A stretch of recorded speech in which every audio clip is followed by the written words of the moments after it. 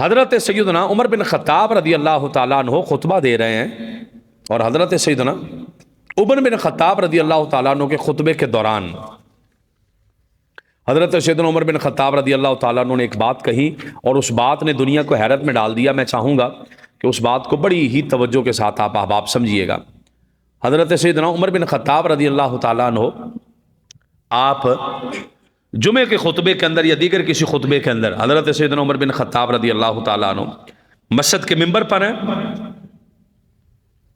اور امام حاکم نے المستدرک میں نقل کیا، حضرت عمر بن خطاب رضی اللہ تعالیٰ عنہ نے فرمایا مجھے اپنے بعد سب سے زیادہ ڈر کس چیز کا ہے؟ حضرت عمر فرمانے لگے مجھے سب سے زیادہ ڈر اپنے بعد اس چیز کا ہے کہ تم میں سے کسی بے قصور بندے کو پکڑ لیا جائے گا، جس کا گناہ کوئی نہیں ہوگا، اس کو پکڑ لیا جائے گا، اسے اونٹ کی طرح ذبح کیا جائے گا، اور پھر اس کا گوشت پکایا جائے گا، حالانکہ وہ بندہ گناہ گار نہیں ہوگا۔ یہ حضرت عمر کہہ رہے ہیں مجھے اس بات کا ڈر ہے کہ بے قصور بندوں کو سزائیں دی جائیں گی، جن کا عیب کوئی نہیں، جن میں قصور کوئی نہیں ہے، ایسے پکڑ کے لٹکا دیے جائیں گے، اور جو قصوروار ہیں انہیں چھوڑا جائے گا۔ آج ہو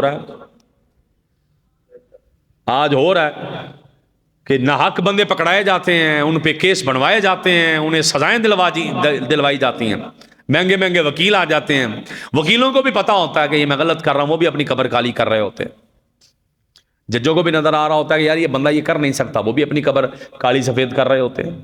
میں سب سے زیادہ ڈر یہ ہے، ذرا سمجھیے گا اس روایت کو، کہ میرے بعد سب سے زیادہ جس چیز کی فکر ہے وہ یہ ہے تم میں سے کسی بے قصور شخص کو پکڑا جائے گا، اسے اونٹ کی طرح ذبح کیا جائے گا، پھر جیسے اونٹ کا گوشت پکایا جاتا ہے ایسے اس کا گوشت پکا دیا جائے گا۔ مطلب یہ کہ اسے بیچارے کو سزائیں ملیں گی، اسے رگڑا جائے گا، اسے ذلیل کیا جائے گا، اسے رسوا کیا جائے گا، اور اس کو مجرم قرار دیا جائے گا۔ اور آقا نے حضرت عمر بن خطاب فرمانے لگے حالانکہ وہ مجرم نہیں ہوگا۔ یہ حضرت عمر ممبر پہ کھڑے خطبہ دے رہے ہیں، یہ خطبہ دے رہے ہیں نا، تو پھر حضرت علی المرتضیٰ شیر خدا کرم اللہ وجہ الکریم وہاں پر موجود تھے، جنہیں آقا علیہ السلام نے فرمایا میں علم کا شہر اور علی میرا دروازہ ہے۔ وہ علی وہاں پر موجود تھے، وہ خطبہ سن رہے تھے۔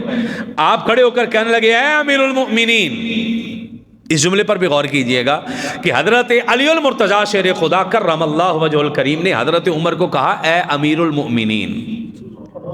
اس کا مطلب ہے کہ حضرت علی ماندے سن کہ حضرت عمر مسلمانوں کے خلیفہ ہیں۔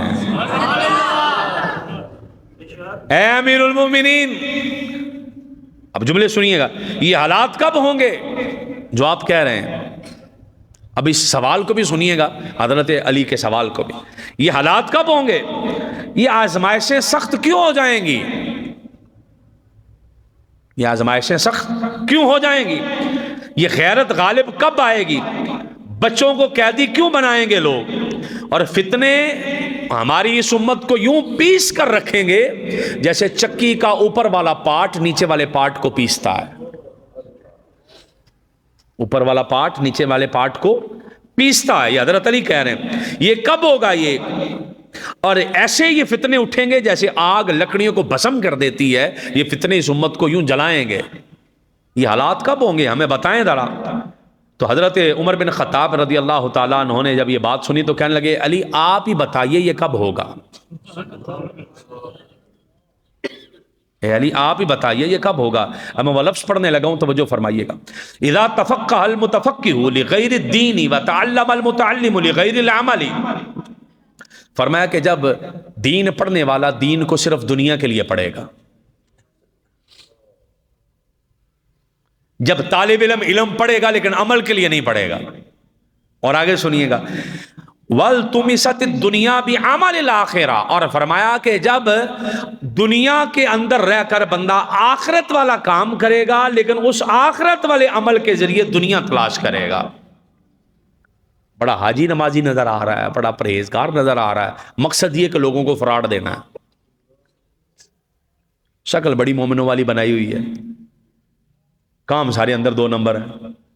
کہ جب یہ کام ہو جائے گا نا شکل مومنوں والے، مثال نہیں شکل مومنہ تے کرتوت کافر، وہ جب جو ہو جائے گا نا سلسلہ کار، فرمایا پھر فتنے ایسے پیسیں گے جیسے چکی پیستی ہے نا بندوں کو۔ ہوتا یہی ہے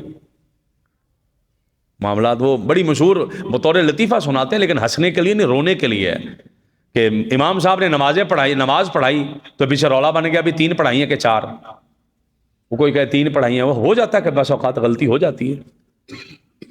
3 پڑھائی ہیں کہ 4, 3 پڑھائی ہیں کہ 4, وہ کوئی کہے جی 3, کوئی کہے 4, کوئی کہے 3, کوئی 4. ایک بندہ اٹھ کے کھڑا ہو کے کہنے لگا جی منو صحیح پتا کہ نہیں ہے. اور تجھے کیسے پتا ہے؟ کہنے لگا جی مجھے ایسے پتا ہے کہ میری 4 دکانیں ہیں اور ہر دکان کا حساب 1 رکعت میں کرتا ہوں. میں نے 3 کا کیا, چوتھی کا رہ گیا.